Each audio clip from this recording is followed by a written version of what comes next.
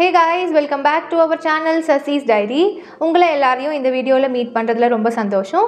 இந்த வீடியோ எதை பற்றின்னு பார்த்தீங்கன்னா, இப்போ நீங்கள் ஒரு ஜாபுக்கு சவுதி அரேபியாவுக்கு ட்ரை பண்ணுறீங்க ஆர் டு எனி அதர் கண்ட்ரிக்கு நீங்கள் ட்ரை பண்ணுறீங்க அப்படின்னா கண்டிப்பாக ஒரு ஏஜென்சியோட ஹெல்ப்பை தேடி தான் போவீங்க.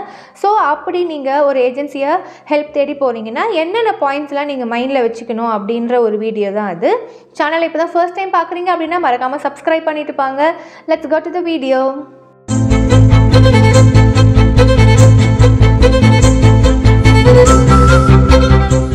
ஸோ நம்ம யூஸ்வலி நம்ம ஓன் கண்ட்ரிலேருந்து அதர் கண்ட்ரிக்கு ஒரு ஜாப் சர்ச் பண்ணி போகிறோம் அப்படின்னா not only for the nurses, எந்த டிபார்ட்மெண்ட்டான ஒர்க்காக வேணால் இருக்கலாம், நம்ம கண்டிப்பாக ஏதாவது ஒரு ஏஜென்சியோட ஹெல்ப் தேடி தான் மேக்ஸிமம் ட்ரை பண்ணுவோம். ஸோ அப்படி ஏஜென்சியோட ஹெல்ப் இல்லாமல் சில பேர் ரொம்ப ரேராக தான் ஆக்சுவலி டைரெக்டாகவே கவர்மெண்ட்டோட போர்ட்டல் ஐடிக்குள்ளே போய் வேக்கன்சிஸ் எல்லாம் சர்ச் பண்ணி டைரெக்டாக ரெக்ரூட்மெண்ட் ஆகி வரவங்களும் இருக்காங்க. பட் ஆனால் அது ரொம்ப ரேரான விஷயம்.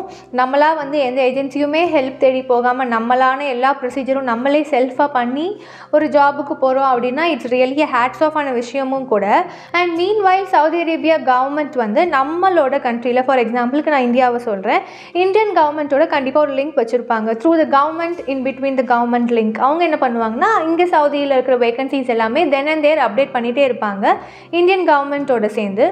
அப்படி கவர்மெண்ட் ஏஜென்சிஸும் நிறைய பேர் இருக்காங்க. ஸோ இப்படி Saudi government and Indian government type வச்சுருக்கும் போது இங்கே இந்தியாவில் இருக்கிற கவர்மெண்ட் ஏஜென்சிஸ் என்ன பண்ணுவாங்க அப்படின்னா இந்த மாதிரியான ஜாப் ஆஃபர்ஸ்லாம் இருக்குது அப்படின்னு சொல்லி த்ரூ வேரியஸ் அட்வர்டைஸ்மெண்ட்ஸ் மூலயமா அவங்க பப்ளிசிட்டி பண்ணுவாங்க. லைக் பேப்பரில் அட்வர்டைஸ்மெண்ட் கொடுப்பாங்க, இல்லை கட் அவுட்ஸ் மாதிரி வைப்பாங்க. ஈவன் த்ரூ த நிறைய சோஷியல் மீடியாஸ்லேயுமே கூட அவங்க நிறைய அட்வர்டைஸ்மெண்ட்ஸ் பண்ணுவாங்க. அப்படி நம்ம த்ரூ கவர்மெண்ட் ஏஜென்சி மூலியமாக நம்மளோட ப்ராசஸிங் எல்லாமே கம்ப்ளீட் பண்ணுறோம் அப்படின்னா கண்டிப்பாக அதோட அமௌண்ட் ரொம்ப கம்மியாக தான் இருக்கும் then when comparing to the private agency.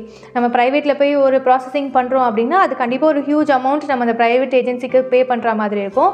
அது இஃப் இன்கேஸ் நம்ம கவர்மெண்ட் ஏஜென்சியில் பண்ணுறோம் அப்படின்னா அந்த அமௌண்ட் ரொம்ப டிஃப்ரென்ஸாகவே இருக்கும். கண்டிப்பாக ப்ராசஸிங் எல்லாமே கொஞ்சம் டஃப் அப்படின்னு நினச்சி நம்ம என்ன பண்ணுறோம், யாருமே த்ரூ கவர்மெண்ட் ஏஜென்சிஸை ஹெல்ப் தேடி போகிறதே இல்லை.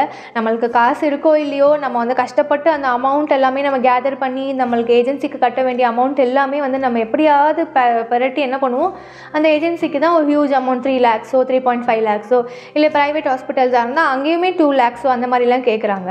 ஸோ அப்படி நீங்கள் ஒரு ஏஜென்சியை சர்ச் பண்ணி போகிறீங்க அப்படின்னா எந்தெந்த பாயிண்ட்ஸ் எல்லாம் நீங்கள் மைண்டில் வச்சுக்கணும் அப்படின்ற ப்ரையாரிட்டியான விஷயங்கள் உங்ககிட்ட நான் சொல்கிறேன். இப்போ இருக்கிற காலகட்டத்தில் ப்ரெசன்ட் சினாரியோவில் இந்த மாதிரியான அதர் கண்ட்ரீஸ்க்கு ரெக்ரூட்டிங் ஏஜென்சிஸ் ரொம்ப நம்பர்ஸ் ஆஃப் ஏஜென்சிஸ் இருக்குது. எங்கே பார்த்தாலும் ஏஜென்சிஸ் ஓப்பன் பண்ணுறாங்க. இப்போ பார்த்தீங்கன்னா ஏஜென்சிஸுக்கு பஞ்சமே இல்லை. அதுதான் ஒரு ட்ரூவான விஷயம். ஸோ நம்மளோட மொபைல்லே நிறைய ஏஜென்சிஸோட அட்வர்டைஸ்மெண்ட்ஸ் பார்ப்போம். நிறைய ஃப்ரெண்ட்ஸ் கிட்ட இருந்து ஏஜென்சிஸோட நம்பர் கேதர் பண்ணுவோம். ஸோ இந்த மாதிரி வெரைட்டி ஆஃப் வே மூலியமாக நம்ம ஏஜென்சிஸை பற்றி தெரிய ஆரம்பிக்கும். நம்ம அதர் கண்ட்ரியில் போய் ஒர்க் போகிறோம் அப்படின்னு டிசைட் பண்ணக்கப்புறம் நம்ம அடுத்த ஆஸ்பெக்ட் எதை பற்றி யோசிப்போம்னா ஒரு நல்ல ஏஜென்சி நமக்கு கிடைக்கணும், அவங்க ரொம்ப ட்ரஸ்ட் வர்த்தாக இருக்கணும், நம்மளை எந்த ஃபேக்காவோ இல்லை எந்த சீட்டிங்கும் பண்ணிடக்கூடாது அப்படின்னு தான் நம்மளுக்கு மைண்டில் ஃபஸ்ட்டு வரும். ஸோ அப்படி ஒரு ஏஜென்சி நீங்கள் செலக்ட் பண்ண போகிறீங்க அப்படின்னா ஃபஸ்ட்டு எடுத்தோடனே ஒரு ஏஜென்சி உங்களுக்கு இன்ட்ரடியூஸ் ஆகிறாங்க, அவங்கள பற்றி உங்களுக்கு தெரியுதுன்னா உடனே அந்த ஏஜென்சியை ஓகே பண்ணி உங்களோட சர்டிஃபிகேட்ஸ் எல்லாம் ப்ரொவைட் பண்ணாதீங்க. நீங்கள் நிறைய ஏஜென்சிஸ் மூலியமாக ஃபஸ்ட் இன்ஃபர்மேஷன் கேதர் பண்ணுங்கள். அவங்க எவ்வளோ அமௌண்ட் கலெக்ட் பண்ணுறாங்க, இந்த ஏஜென்சிஸ்க்கும் என்ன டிஃப்ரென்ஸ் இருக்குது, ஸோ அங்கே உள்ள ஏஜென்சிஸ்க்கும் இந்த ஏஜென்சிஸ்க்கும் என்ன பாசிட்டிவ் அண்ட் நெகட்டிவ் இருக்குது அப்படின்னு சொல்லி ஒரு கிளான்ஸ் பாருங்கள். ஒரு ஏஜென்சியை நம்ம பார்த்தோமா டக்குன்னு அவங்கள அப்படியே பிலீவ் பண்ண முடியாது. ஏன்னா இப்போ இருக்கிற சிச்சுவேஷன் அந்த மாதிரி இருக்குங்கிறதால யாரையுமே ஈஸியாக ட்ரஸ்ட் பண்ண முடியாத காலகட்டத்தில் நம்ம வாழ்ந்துட்டுருக்கோன்றதுக்காக சொல்கிறேன். யாரையுமே நான் தப்பாக டெபிக்ட் பண்ணணும் அப்படிங்கிறது என்னோட விருப்பம் இல்லை. சொல்கிறேன் இப்போ இருக்கிற என்விரான்மெண்ட் அண்ட் சரௌண்டிங் அப்படி இருக்குங்கிறதுனால ஜஸ்ட் ஒரு அவேர்க்காக நான் உங்களுக்கு சொல்கிறேன்.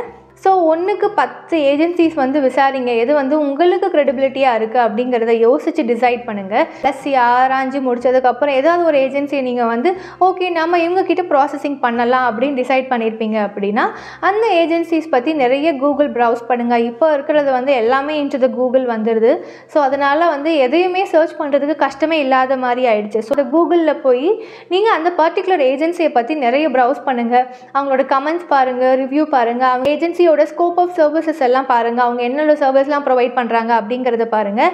அண்ட் இஃப் இன் கேஸ் வந்து அந்த ஏஜென்சியை பற்றி யாராவது கமெண்ட்ஸ் போட்டிருந்தாங்க அப்படின்னா நாட் ஓன்லி த குட் கமெண்ட்டை மட்டும் நீங்கள் பார்க்காதீங்க, மீன்வைல் பேட் கமெண்ட்ஸையும் பாருங்கள். அப்போ தான் வந்து அந்த ஏஜென்சிஸ் பற்றின ப்ரோஸ் அண்ட் கான்ஸ் ரெண்டுமே வந்து நம்மளுக்கு தெரிய வரும். ஸோ ஃபர்ஸ்ட் பாயிண்ட் வந்து நான் சொன்ன மாதிரி அந்த ஏஜென்சி பற்றின ஒரு குட் நாலேஜ் நம்மளுக்கு இருக்கணும், அவங்க வந்து என்னென்னலாம் பண்ணுறாங்க அப்படிங்கிறது நம்மளுக்கு தெரிஞ்சுக்கணும்.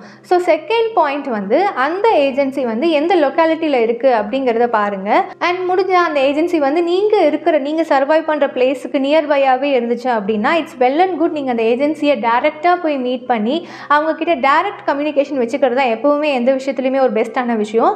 ஆனால் சில பேருக்கு வந்து அப்படி டேரெக்டாக போய் பார்க்க முடியாது. பிகாஸ் ஏஜென்சி வந்து நீங்கள் வந்து இஃப் இன் கேஸ் சென்னையில் இருப்பீங்க அண்ட் அந்த ஏஜென்சி வந்து இதர் கேரளாவில் இருக்கலாம், இல்லை மும்பையில் இருக்கலாம், இல்லை டெல்லியில் இருக்கலாம். ஸோ அப்படிப்பட்ட சிச்சுவேஷனில் நம்ம அவ்வளோ தூரம் ஸோ ஃபார் ட்ராவல் பண்ணி போய் டைரெக்டாக கம்யூனிகேட் பண்ணுறது அப்படிங்கிறது கஷ்டமான விஷயம்.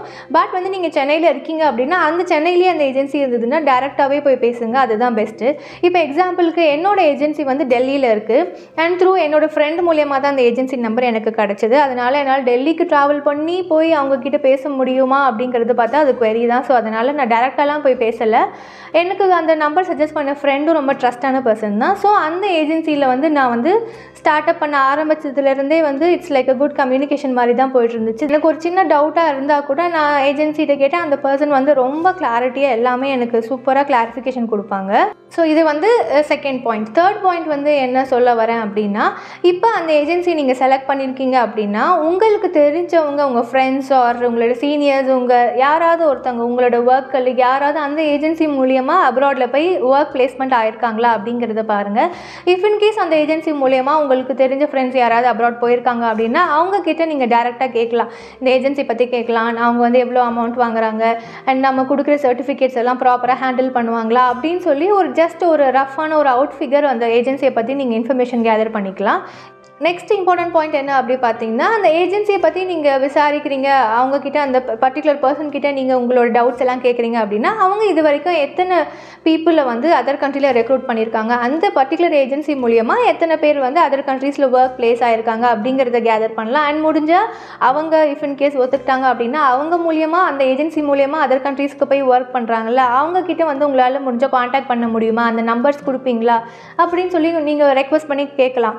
அவங்க ஓகே சொன்னாங்கன்னா அந்த நம்பர்ஸ் வாங்கி நீங்கள் கேதர் பண்ணி பேசலாம். இந்த ஏஜென்சியை பற்றி நீங்களோட டவுட்ஸ் எல்லாம் கிளாரிஃபை பண்ணிக்கலாம், அவங்களோட ட்ரஸ்ட்டை பற்றி நம்ம கேட்டு தெரிஞ்சுக்கலாம்.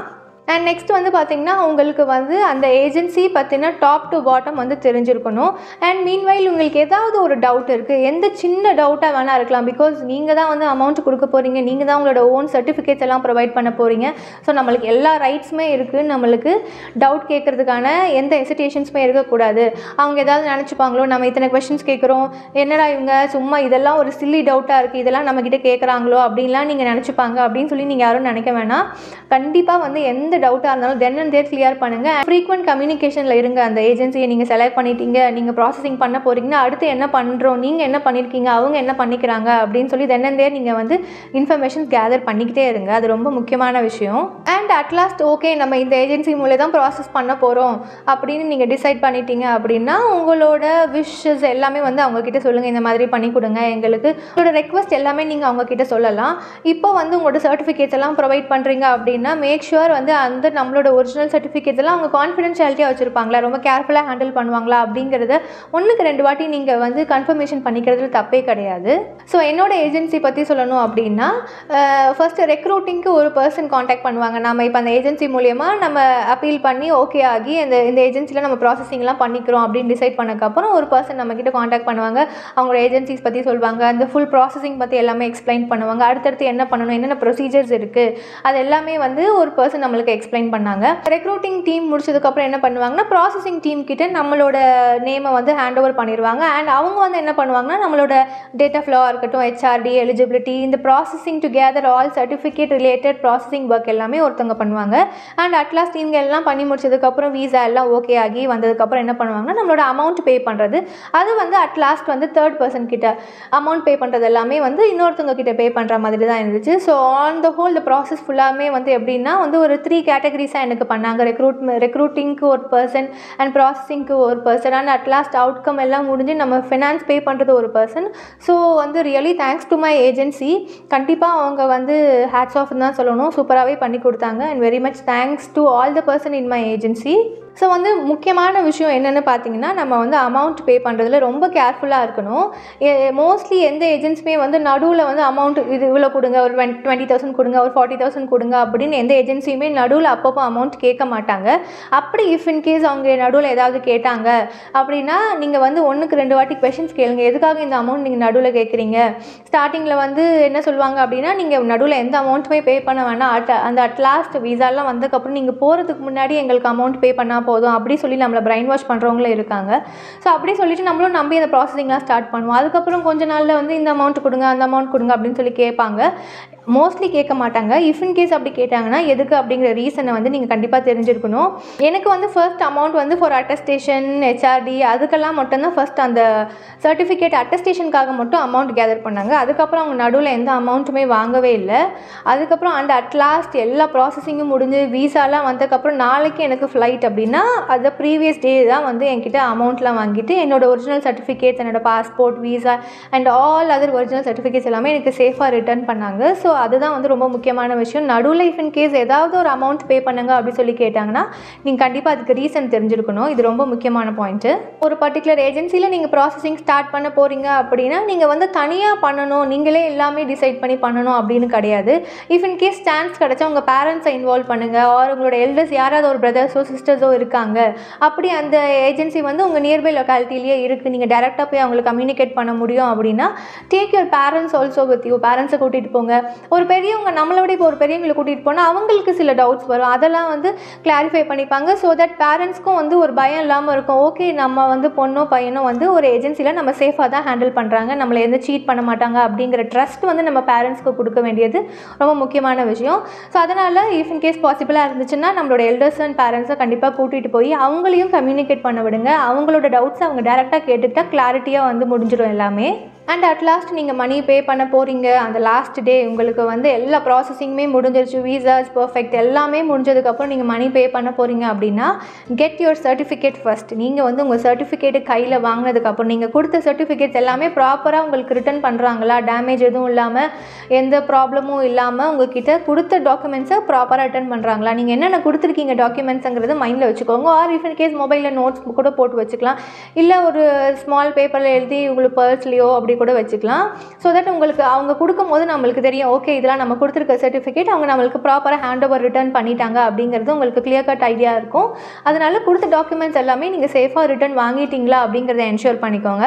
பிகாஸ் நம்ம மணி கொடுத்ததுக்கப்புறம் நம்ம இஃப் இன் கேஸ் ஏதாவது சர்டிஃபிகேட் காணும் அப்படின்னு சொல்லி அவங்கள போய் நம்ம கொஷின் கேட்கும் போது, இல்லை நாங்கள் எல்லாமே செக் பண்ணி தான் கொடுத்தோம், நீங்களும் வந்து எல்லாமே பார்த்து தான் வாங்கினீங்க, நாங்கள் பொறுப்பு இல்லை அப்படின்னு சொல்கிறதுக்கான சான்சஸும் இருக்குது. ஸோ அந்த மாதிரியான பேட் எக்ஸ்டென்ஸ்லாம் நம்ம எடுத்துகிட்டு போவேன்னா it's better to check then and there. Money வந்து கொடுக்குறீங்க அப்படின்னா இந்த கையில் சர்டிஃபிகேட் வாங்கிட்டு அந்த கையில் மணி கொடுக்கறது தான் பெஸ்ட்டு. ஸோ நான் இப்போ டிஸ்கஸ் பண்ண பாயிண்ட்ஸ் எல்லாமே மைண்டில் வந்து கேர்ஃபுல்லாக வச்சுக்கோங்க. இதெல்லாம் திங்க் பண்ணி ஒரு ஏஜென்சியை டிசைட் பண்ணுறது தான் ரொம்ப பெஸ்ட்டான விஷயம். இப்போ உங்கள் ஏஜென்சிக்கிட்டே நீங்கள் அந்த ரெக்வயர்ட் டாக்குமெண்ட்ஸ் எல்லாம் கொடுத்துட்டீங்க அப்படின்னா ஜஸ்ட் ரிலாக்ஸாக வந்துடாதீங்க. அவங்க கேட்ட சர்டிஃபிகேட்ஸ் எல்லாம் நம்ம கொடுத்தாச்சு அப்பாடா அப்படின்னு சொல்லி அப்படியே லெத்தாஜிக்காக இருக்காதீங்க. நீங்கள் சர்டிஃபிகேட்ஸ் கொடுத்துட்டீங்க அப்படின்னா then and there next procedure என்ன, அது வந்து பர்டிகுலர் எந்த இடத்துக்கு போகணுமோ அதை கொரியர் பண்ணிட்டாங்களா, அட்டஸ்டேஷனுக்கு அனுப்பிட்டாங்களா, சவுதி எம்பசிக்கு அனுப்பியாச்சா அப்படின்னு சொல்லி தென் அண்ட் தேர் கொஷின்ஸ் கேட்டுகிட்டே இருங்க. It's nothing wrong in that.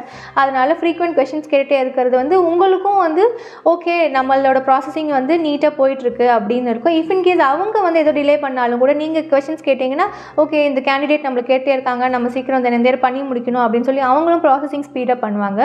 So எந்த டவுட்ஸாக இருந்தாலும் feel free to ask them. அந்த ஏஜென்சியோட ரூல் அவங்க நம்ம கொஷின்ஸ் கேட்குறது எல்லாத்துக்குமே அவங்க ப்ராப்பராக ஆன்சர் பண்ணணுங்கிறது. ஸோ இந்த பாயிண்ட்ஸ் எல்லாம் மைண்டில் வச்சுட்டு ஏஜென்சிஸை செலக்ட் பண்ணுங்கள். All the best for all the nurses. புதுசாக யாராவது ப்ராசஸிங் ஸ்டார்ட் பண்ணுறீங்க அப்படின்னா கண்டிப்பாக உங்களுக்கு பெஸ்ட் ஆஃப் லக். இந்த வீடியோ உங்களுக்கு யூஸ்ஃபுல்லாக இருக்கும்னு நம்புகிறேன். இதே மாதிரி நெக்ஸ்ட் இன்ட்ரெஸ்டிங்கான வீடியோவில் மீட் பண்ணுறேன். சேனலை இப்போ தான் பார்க்குறீங்க அப்படின்னா சப்ஸ்கிரைப் பண்ணுங்கள். இந்த வீடியோ பிடிச்சிருக்கும்னு நினைக்கிறேன். லைக் பண்ணுங்கள், கமெண்ட் பண்ணுங்கள், ஷேர் பண்ணுங்கள். நெக்ஸ்ட் வீடியோவில் மீட் பண்ணுறேன். டில் தென் டாட்டா, பாய், டேக் கேர்.